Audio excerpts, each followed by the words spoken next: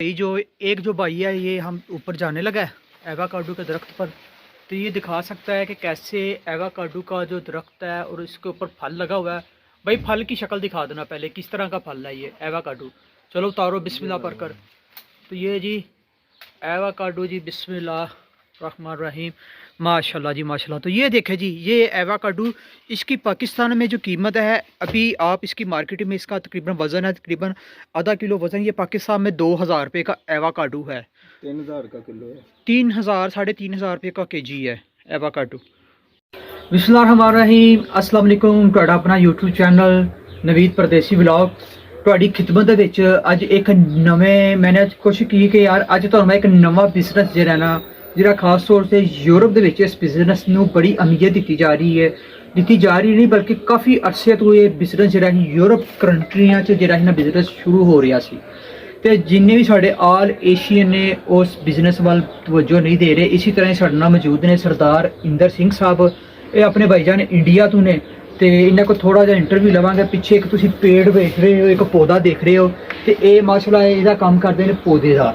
ਤੇ ਇਹਨਾਂ ਦਾ ਫਲ ਪੁੱਛ ਕਿਨੇ ਆ ਜੀ, ਇਹ ਜਨਾਬ ਕਿਹੜਾ ਫਲ ਜਨਾਬ ਦੱਸੋ ਜੀ। ਭਾਈ ਇਹ ਆਵਾਗਾਡੋ ਦਾ ਫਲ ਹੈ ਜੀ ਜੀ। ਤੇ ਆ ਇੰਡੀਆ ਦੇ ਵਿੱਚ ਆਪਣੇ ਆ ਕੈਮਰਾਮੈਨ ਜਾਂਦਾ ਆ ਤੇ ਇਹਦੀ 4 ਸਾਲ ਦੀ ਖੇਤੀ ਹੈ। ਅੱਛਾ, 4 ਸਾਲ ਦੀ ਖੇਤੀ ਤੇ ਇਹਦੀ ਲਗਭਗ ਹਰ ਸੀਜ਼ਨ ਦੀ ਕਮਾਈ ਇੱਕ ਪੇੜ ਦੀ 4 ਤੋਂ 5 ਲੱਖ ਰੁਪਏ ਹੈ। 4 ਤੋਂ 5 ਲੱਖ ਰੁਪਏ ਯਾਨੀ ਕਿ ਪਾਕਿਸਤਾਨ ਆਹੀ ਤਕਰੀਬਨ 10 ਲੱਖ ਰੁਪਏ ਇੱਕ ਪੌਦਾ ਪ੍ਰੋਡਕਸ਼ਨ ਇੱਕ ਯਾਨੀ ਕਿ ਇੱਕ ਸਾਲ ਦੇ ਵਿੱਚ ਦੇ ਰਿਹਾ। 4 ਸਾਲ ਦੀ ਇਹਦੀ ਦੇਖਭਾਲ ਆ। 4 ਸਾਲ ਦੀ ਅਗਰ ਪੂਰਾ ਬਾਗ ਲਾਉਂਦੇ ਹੋ ਤੇ ਇੱਕ ਪੇੜ ਤੁਹਾਨੂੰ 4 ਤੋਂ 5 ਲੱਖ ਰੁਪਏ ਦੇ ਕੇ ਜਾਂਦਾ ਹੈ। ਬਾਈ ਤੁਸੀਂ ਮੈਨੂੰ ਇਹ ਦੱਸੋ ਕਿ ਆਪਾਂ ਜਿਵੇਂ ਸਾਡੇ ਜਿਹੜੇ ਪੰਜਾਬ ਦੇ ਕਿਸਾਨ ਆ ਉਹ ਚੜ੍ਹਦੇ ਤੇ ਜਾਂ ਲਹਿੰਦੇ ਦੇ ਕਿਸਾਨ ਇੱਕੋ ਹੀ ਆ, ਬਾਕੀ ਨਾ ਕਰ ਵੱਖਰ ਸਾਨੂੰ ਬਾਗਿਆ, ਅਸੀਂ ਦੋਨੀ ਭਰਾ ਇਕੱਠੇ ਆ, ਠੀਕ ਹੈ। ਇਹ ਤਾਂ ਕਿਸਾਨ ਤਾਂ ਭਰਾ ਇੱਕੋ ਹੀ ਆਪਣੇ, ਬਸ ਸਰਕਾਰਾਂ ਕਰਕੇ ਹੀ ਆਪਾਂ ਵੱਖ ਹੋਏ ਆ। ਸਰਕਾਰਾਂ ਕਰਕੇ ਤੇ ਬਾਕੀ ਫਸਲਾਂ ਇੱਕ ਹੀ ਆ, ਰੰਗ ਬੰਗ ਇੱਕ ਹੀ ਆ। ਵੇਖ ਲਓ ਉਹਦਾ ਰੰਗ ਵੀ ਤੇ ਮੇਰਾ ਵੀ ਵੇਖ ਲਓ ਇੱਕੋ ਹੀ ਆ।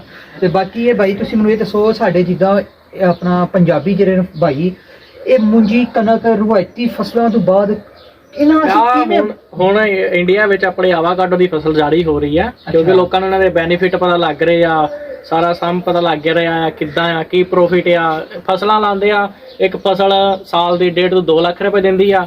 ਆਵਾਕਾਡੋ ਅਗਰ ਇੱਕ ਪੇੜ 4 ਤੋਂ 5 ਲੱਖ ਦੇ ਰਿਹਾ ਹੈ ਤੇ ਕਿੱਲੇ ਵਿੱਚ ਪੇੜ ਲਾਏ ਹੁਣ ਤਾਂ ਕਰੋੜਾਂ ਦਾ ਸਮਾਨ ਆ।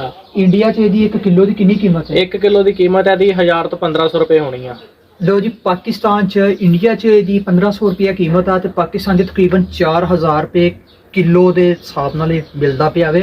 ਉਹ ਵੀ ਇਨਫੋਰਸ ਹੋ ਰਿਹਾ ਬਾਹਰੋਂ, ਯਾਨੀ ਕਿ ਲਿਆਇਆ ਜਾ ਰਿਹਾ ਬਾਹਰ ਦੇ ਮੁਲਕਾਂ 'ਚੋਂ, ਵਿਦੇਸ਼ੀ ਮੁਲਕਾਂ 'ਚੋਂ ਲਿਆ ਕੇ ਉੱਥੇ ਵੇਚਿਆ ਜਾ ਰਿਹਾ ਵੇ। ਤੇ ਚੰਨ ਸਾਡੇ ਕੁਝ ਐਸੇ ਭਰਾ ਨੇ ਜਿਨ੍ਹਾਂ ਨੇ ਸਾਡੀ ਵੀਡੀਓ ਵੇਖੀ ਹੈ ਐਵਾਕਾਡੋ ਦੇ ਮੁਤਲਕਾਤ, ਉਹਨਾਂ ਨੇ ਥੋੜਾ ਜਿਹਾ ਹੁਣ ਕੀਤਾ ਵੇ, ਯਾਨੀ ਕਿ ਉਹਨਾਂ ਨੇ ਟਵੀਟ ਵੀ ਕੀਤਾ ਸੀ, ਉਹਨਾਂ ਨੇ WhatsApp ਤੇ ਵੀ ਐਸੇ ਭੇਜਿਆ। ਬਈ ਤੁਹਾਡਾ ਬਹੁਤ ਸ਼ੁਕਰੀਆ, ਤੁਸੀਂ ਸਾਨੂੰ ਬਿਜ਼ਨਸ ਦੇ ਬਾਰੇ ਦੱਸਿਆ। ਉਹਨਾਂ ਨੇ ਫਸਲ ਲਗਾਈ ਹੈ, ਬਾਕੀ ਜਿਸ ਤਰ੍ਹਾਂ ਅਸੀਂ ਉਹਨਾਂ ਦੀ ਫਸਲ ਦੇਖਾਂਗੇ ਉਹਨਾਂ को पूछांगे, जिस तरह ही इंदर भाई का इंटरव्यू लिया इस तरह उन्होंने भी असी इंटरव्यू लवांगे। तो इंदर भाई आप मुझे ये बताएं कि इसे किस तरह आप इंडिया में देखते हैं कि आने वाले फ्यूचर में एशिया में आप इसको क्या देखते हैं? आने वाले फ्यूचर से तो बड़ा वधिया चीज़ है, जिहड़ी चीज़ नुकसान तो है नहीं, प्रॉफिट ही आ। 4 ਤੋਂ 5 ਲੱਖ रुपया प्रॉफिट ही आ, नुकसान है नहीं। पेड़ लाना है, बस देखभाल करनी है इसकी, और तो कुछ नहीं आ। देखभाल कोई खाद खूद कोई इस तरह कोई ऐसा का कोई सिस्टम नहीं हैगा, ना इत्ते कोई कीड़ा लगे ना सुंडी लगे। सीधा नॉर्मल ही आपां देखभाल करनी है। आपां बाग दी जिद्दां करदे आ, अंबां दे बाग दी, अमरूदां दे बाग दी, उदां ही देखभाल करनी है नॉर्मल। ते हर वार तुहानूं प्रॉफिट ही देख जाएगा, लॉस नहीं हुंदा इहदे च कदी। सही है, ਵਧੀਆ ਹੋ ਗਿਆ। ਤੇ ਮੈਂ ਆਪਣਾ ਭਾਈਜਾਨ ਤੁਹਾਨੂੰ ਇਹ ਕਹਿਣਾ ਚਾਹੁੰਦਾ ਵਾਂ ਕਿ तमाम ਦੋਸਤਾਂ ਨੂੰ ਕਿ ਜਿਨ੍ਹਾਂ ਕੋਲ ਫਸਲਾਂ ਨੇ, ਜਿਨ੍ਹਾਂ ਕੋਲ ਪੈਲੀਆਂ ਨੇ, ਆਪਣੀਆਂ ਰਵਾਇਤੀ ਫਸਲਾਂ ਤੋਂ ਬਾਹਰ ਨਿਕਲੋ।